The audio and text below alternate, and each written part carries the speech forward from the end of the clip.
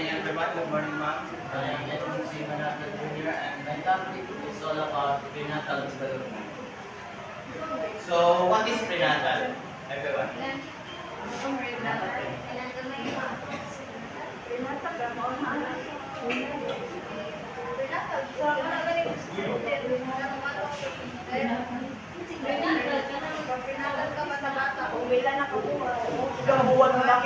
So, prenatal refers to the period before birth, covering the time from conception to delivery.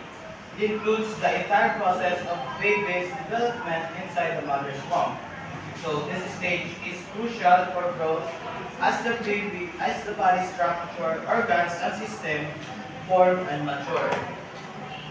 So, prenatal is mga process siya na very important because diya nga stage or diya nga process is diya magsugod pag buo or pag-develop ng mga organs sa body structures ng bata.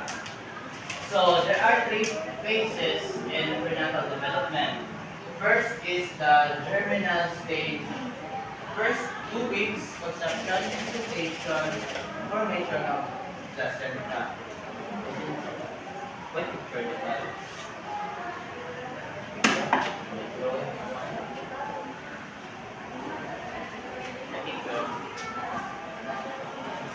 So sa first 2 weeks sa germinal stage is dili pa kanon siya kung ang tawag is itlog pa kanon siya. Anak na sa anak. Tapos so amo na niya ang germinal stage, then isa pa na ka egg cells, then mo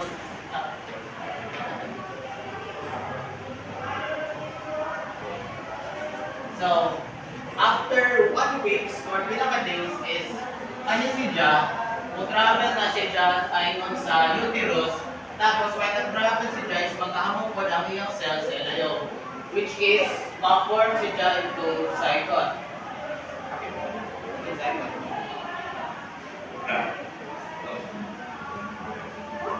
Then, imagine this is the uterus. So, if naano siya sa uterus, is diyan na dadyon mo undergo siya ng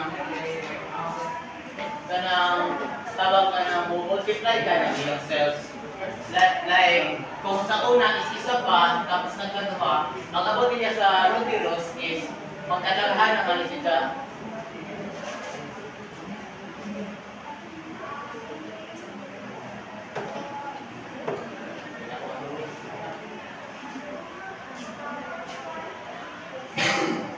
So, magkadaghan ng iyang cells pag-abot niya diri sa uterus, which is mo ikip na siya diri mo.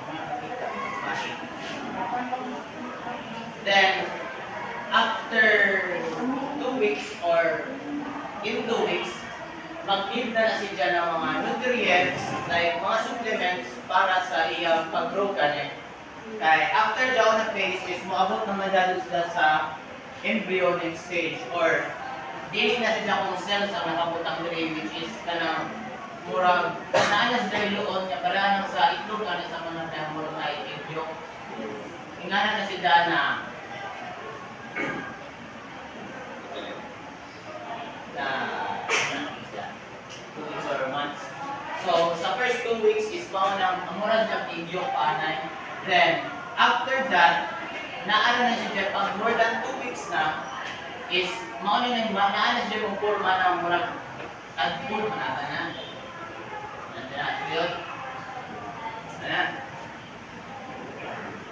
Then tapos magkadugan pa na niya is para na mo form si Jao ka ng sa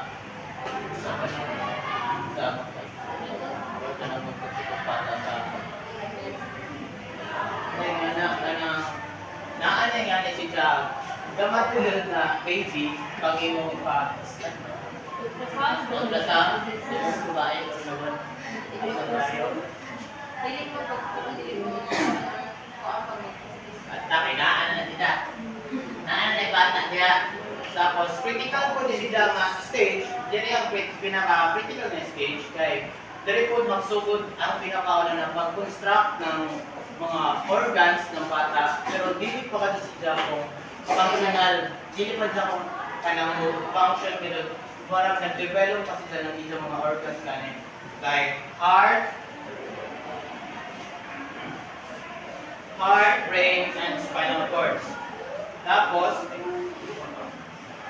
dili po ma-develop na stage ang iyang kanang mga cells na para ma-create sa iyang mga different parts of the body.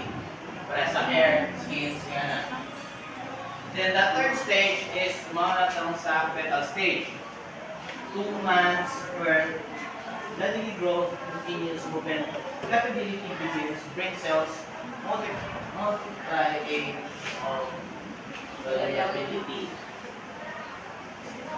So, direct na stage is takot-takot na. Takot-takot na yung tana. So, fetus na multiply na sila. So, dali na ma-observe ang iyang pag-grow kanin kay magkatako naman sa Jackie Pale, like ma-form na ang iyang kanang structure kanin ikan. Anak! So, kari is mag-consider sila sa embryonic stage, then dali na natin sila sa fetal stage, tangkod sila sa ma-develop na kadun sa 38 full term.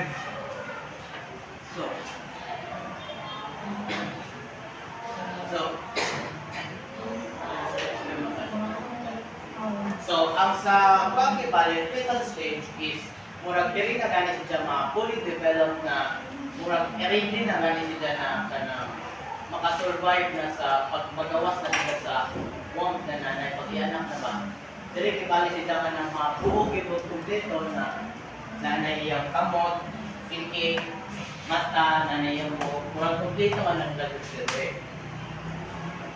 Kita mo ito kung nanay pag-develop na ng fetal.